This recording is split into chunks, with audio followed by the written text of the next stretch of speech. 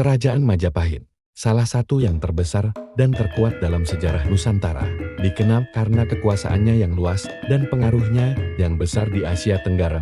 Tapi, perjalanan berdirinya kerajaan ini bukanlah kisah kemegahan semata, tapi juga penuh dengan perjuangan berat, pengkhianatan, dan strategi cerdik yang mengubah nasib sebuah kerajaan. Kisah ini akan membawa kita kembali ke akhir abad ke-13. Sebelum Majapahit muncul, tanah Jawa dikuasai oleh Kerajaan Singhasari yang dipimpin oleh Raja Kertanegara. Kertanegara dikenal sebagai raja yang ambisius, penuh keberanian, dan memiliki visi besar untuk memperluas kekuasaan. Langkah demi langkah, ia berupaya menyatukan seluruh wilayah Jawa dan memperluas kekuasaan hingga ke pulau-pulau lain dengan dukungan militer yang tangguh. Namun, di balik ambisi besarnya untuk memperluas kekuasaan, Kertanegara justru menghadapi bayang-bayang ancaman besar dari luar. Kekuatan asing yang tak hanya haus akan dominasi, tetapi juga menuntut ketundukan penuh pada kehendak mereka, yaitu Kekaisaran Mongol di bawah pimpinan Kubilai Han, yang saat itu menjadi kekuatan terbesar di Asia Timur. Raja Kertanegara adalah sosok pemimpin yang tegas dan sangat keras kepala dalam menghadapi tekanan dari kekuatan asing. Pada suatu waktu, utusan dari Kekaisaran Mongol tiba di Singhasari, membawa pesan yang membawa permintaan agar kerajaan itu mengakui kekuasaan Kubilai Han dan tunduk pada kekaisaran yang sedang menguasai sebagian besar Asia itu. Namun, Raja Kertanegara dengan keberanian yang luar biasa dan hasratnya yang besar untuk tetap berdiri sebagai kerajaan yang berdaulat, melakukan tindakan yang sangat berani dan penuh risiko. Dia bahkan memotong kuping salah satu utusan Mongol. Itu merupakan sebuah penghinaan besar yang bukan hanya memalukan, tetapi juga mengundang amarah dan dendam pada Kubilai Han.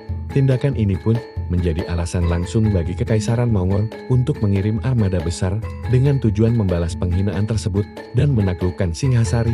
Namun, ancaman terbesar yang dihadapi kerajaan Singhasari bukan hanya dari luar. Singhasari harus menghadapi bahaya yang lebih mengancam dari dalam kerajaannya sendiri. Sebuah ancaman yang lahir dari intrik dan pengkhianatan di antara bangsanya sendiri. Jayakatwang, seorang adipati dari Kediri, di sebuah wilayah yang dulunya berada di bawah kekuasaan Singhasari, diam-diam menyimpan dendam lama. Dendam itu tumbuh menjadi ambisi besar untuk merebut kembali kekuasaan yang telah hilang. Pada tahun 1292, Jayakatwang melancarkan serangan mendadak yang sangat terencana. Serangan itu begitu cepat dan begitu mematikan, hingga Raja Kertanegara, penguasa Singhasari yang kuat dan disegani, tewas dalam kekacauan yang mencekam. Dengan runtuhnya Singhasari, Pulau Jawa pun kembali terjerumus dalam ketidakstabilan. Intrik, perebutan kekuasaan, kekacauan dan konflik internal menyelimuti tanah Jawa, sehingga membuka jalan bagi lahirnya kekuatan baru yang diam-diam mulai tumbuh dari reruntuhan kejayaan lama. Di tengah kekacauan dan situasi yang mencekam itu, Raden Wijaya menantu Raja Kertanegara berhasil menyelamatkan diri.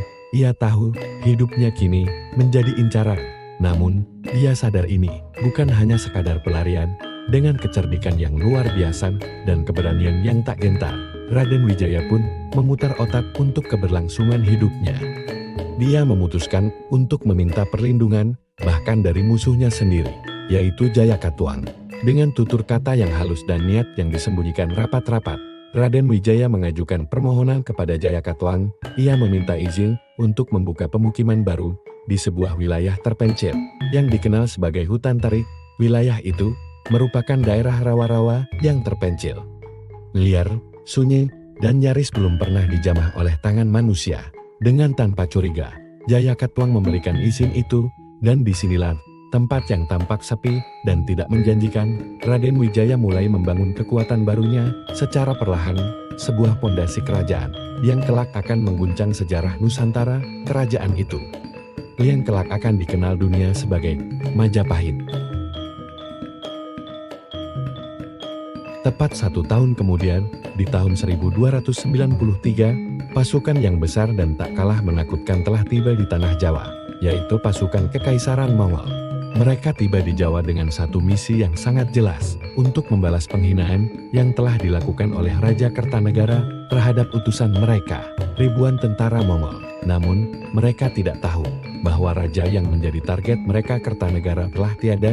Situasi politik di Jawa telah berubah, dan di tengah kekacauan itu, terdapat seseorang yang bersembunyi di balik senyap hutan tarik, yang tengah menyusun taktik dengan ketenangan, layaknya pemimpin besar. Dialah Raden Wijaya, sosok yang kelak akan mengubah arus sejarah. Ia tidak hanya berlindung dari kekacauan, tetapi sedang menyiapkan langkah-langkah strategis untuk mendirikan sebuah kerajaan yang kelak menjadi simbol kejayaan Nusantara, ialah Majapahit. Namun sebelum itu terwujud, ia harus menghadapi konflik internal yang pelik antara Jayakatwang dan dirinya sendiri, Raden Wijaya. Dengan kecerdikan yang tajam, Raden Wijaya mulai membaca ulang peta kekuasaan Jawa. Adapun Jayakatwang, penguasa Kediri yang mewarisi kejayaan masa lalu, berupaya merebut kembali hegemoni di tanah Jawa. Ia baru saja menggulingkan Singhasari dalam sebuah kudeta berdarah. Raja Kertanegara terbunuh, dan Singhasari pun runtuh. Itu menandai kemenangan gemilang Kediri dalam perebutan kekuasaan terbesar di tanah Jawa. Kini, Jayakatwang duduk di singgasana sebagai penguasa baru, seolah tak ada yang mampu menandingi kekuasaannya di tanah Jawa. Namun di balik itu semua, 3 armada raksasa dari Kekaisaran Mongol, kekuatan terbesar dunia saat itu, tengah bersiap menginjakkan kaki di tanah Jawa. Mereka datang membawa dendam yang belum terbalas. Dendam atas penghinaan terhadap utusan mereka oleh Raja Kertanegara. Tapi yang tidak mereka ketahui, Kertanegara yang mereka cari sudah lebih dulu tiada. Dalam kondisi genting inilah, Raden Wijaya yang sebelumnya dianggap sebagai pelarian mulai menyusun siasat besar. Ia melihat peluang untuk membalikkan keadaan dengan memanfaatkan kemarahan Mongol, memancing mereka menyerang Jayakatwang dan merebut kembali kejayaan yang telah direbut. Begitu 3 armada besar Kekaisaran Mongol berlabuh di muara Sungai Brantas, Raden Wijaya dengan sikap yang tenang dan penuh perhitungan menemui para jenderal Mongol. Ia tidak datang dengan kekuatan, tapi dengan strategi. Dalam pertemuan itu, Raden Wijaya menyampaikan sebuah tawaran yang tampak sederhana, namun sebenarnya penuh dengan rencana tersembunyi dan maksud yang tidak terlihat. Ia berkata bahwa Jayakatwang, raja baru dari Kediri, adalah pihak yang patut disalahkan atas kematian Kertanegara, bahwa Singhasari, kerajaan yang sebelumnya memimpin Jawa, telah dihancurkan bukan oleh Mongol, tapi oleh pengkhianatan Jayakatwang. Raden Wijaya menempatkan dirinya sebagai pewaris sah dari Singhasari, dan satu-satunya orang yang bisa mengembalikan tatanan Jawa seperti semula. Ia menawarkan sebuah perjanjian, bantu aku menyingkirkan pengkhianat Jayakatwang, maka tanah ini akan tunduk kepada Kekaisaran Mongol sebagai bentuk penghormatan kepada Kubilai Khan. Tawaran ini tampak menguntungkan bagi pasukan Mongol.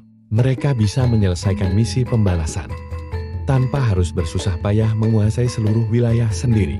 Dan yang terpenting, mereka akan mendapat pengakuan kekuasaan tanpa perlawanan besar. Para jenderal Mongol pun menerima usulan itu.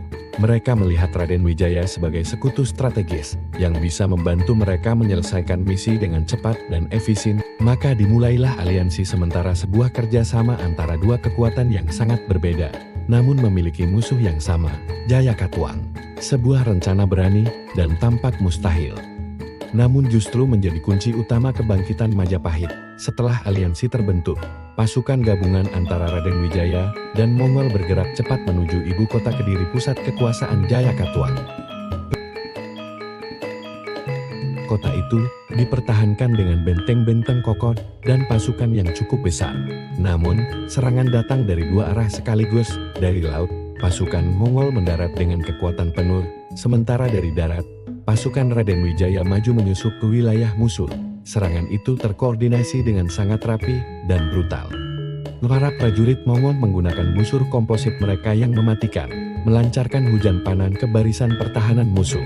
Sementara pasukan Raden Wijaya menyerbu gerbang dan benteng yang kurang dijaga, benteng-benteng pertahanan Jayakatwang runtuh satu persatu, dan pasukan musuh yang kaget dan tidak siap pun mulai terdesak. Dalam kekacauan itu, Jayakatwang tidak mampu mengorganisir perlawanan yang efektif. Ibu kota Kediri pun jatuh dalam hitungan hari saja. Jayakatwang tewas dalam pertempuran itu, dan pasukan pemberontak yang setia kepadanya tercerai-berai dengan hancurnya pusat kekuasaan Kediri. Kekuasaan Jayakatwang lenyap seketika, dan Singhasari yang dulu jatuh akhirnya terbalas. Namun, kemenangan itu hanyalah awal dari babak baru. Karena Raden Wijaya masih menyimpan strategi tersembunyi yang jauh lebih besar. Di saat pasukan Mongol sibuk merayakan kemenangan mereka, Raden Wijaya bergerak diam-diam. Ia memulangkan para prajuritnya ke hutan Tarik untuk mempersenjatai mereka kembali dan menyusun serangan balasan secara kilat. Ketika para serdadu Mongol sedang lengah, kelelahan, dan tak lagi mengenali medan sekitar, pasukan Majapahit muda melancarkan serangan mendadak ke jantung perkemahan mereka. Panik menyebar di antara barisan Mongol. Kuda-kuda berlarian. Perintah tak terdengar. Anak panah berhamburan tanpa arah, sekaligus kewalahan oleh kondisi cuaca yang lembab, wabah penyakit tropis, dan taktik gerilya Jawa. Semuanya menjadi mimpi buruk bagi pasukan asing itu. Dalam kekacauan besar itu, armada besar Kubilai Han akhirnya memilih mundur. Mereka meninggalkan Jawa dan tak pernah kembali. Namun kepergian Mongol justru meninggalkan sesuatu yang tak ternilai. Di antara tenda-tenda yang terbakar dan gudang yang ditinggalkan, pasukan Majapahit menemukan berbagai senjata dan perlengkapan canggih, termasuk panah komposit, pelindung tubuh berlapis logam, dan tabung logam atau meriam pembakar yang mengeluarkan dentuman keras. Beberapa ahli menduga, inilah bentuk awal dari meriam kuno atau senjata bubuk massive yang dibawa dari daratan Cina. Teknologi perang yang saat itu nyaris tak dikenal di wilayah Nusantara. Bagi Raden Wijaya, penemuan ini adalah harta karun strategis. Dia segera memerintahkan agar senjata-senjata ini diamankan dan dipelajari, bukan sekadar simbol kekuatan. Senjata ini menjadikan Majapahit sebagai salah satu kerajaan pertama di Asia Tenggara yang memahami dan memanfaatkan teknologi senjata ledakan. Di masa-masa berikutnya, teknologi militer ini memberi Majapahit keunggulan besar dalam berbagai ekspedisi dan penaklukan.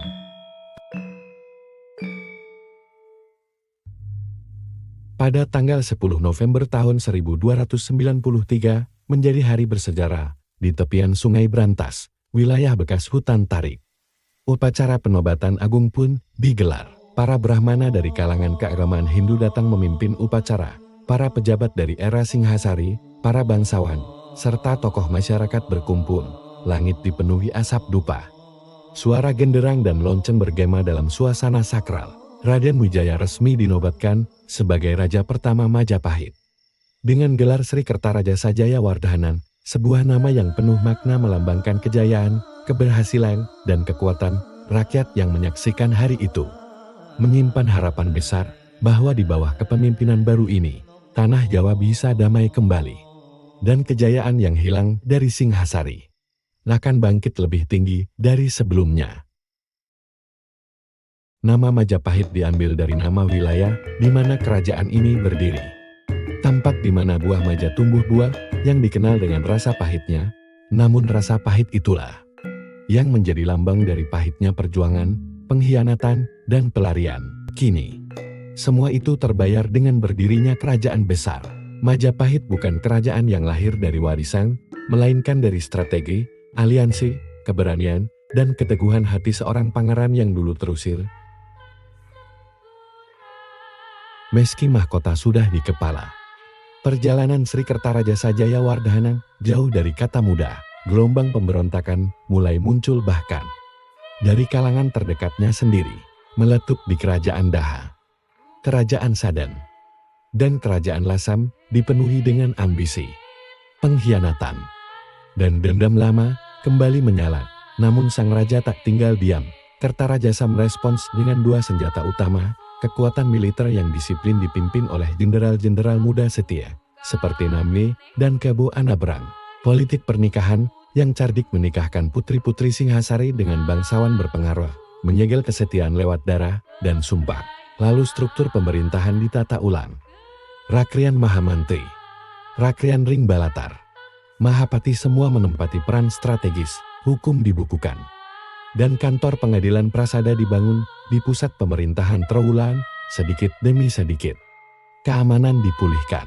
Jalur dagang Sungai Brantas dan Bengawan Solo dibersihkan dari perompak, opati beras dari Belambangan, kayu cendana dari Bali, dan rempah dari Maluku. Mulai mengalir ke Pelabuhan Canggu, Majapahit.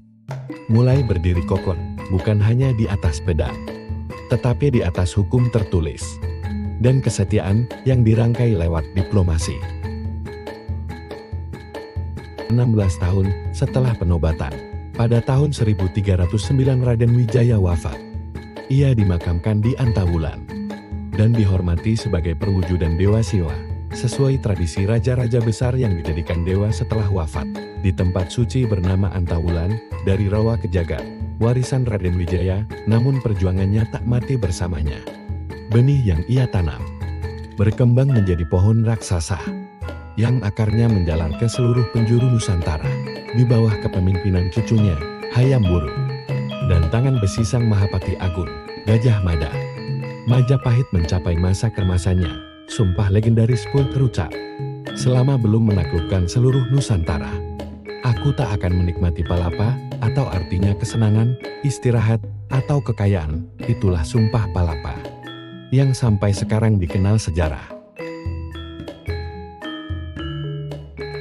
Demikianlah kisah kelahiran Majapahit, sebuah kerajaan besar yang lahir dari reruntuhan Singhasari, memanfaatkan kemarahan Mongol sebagai celah dan bangkit karena kecerdikan seorang pangeran pelarian.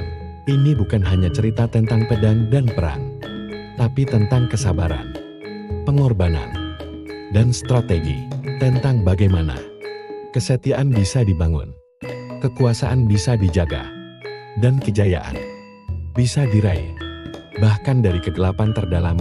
Dalam kata-kata Mpu Prapanca, pahitnya perjuangan kini berbuah manisnya kejayaan.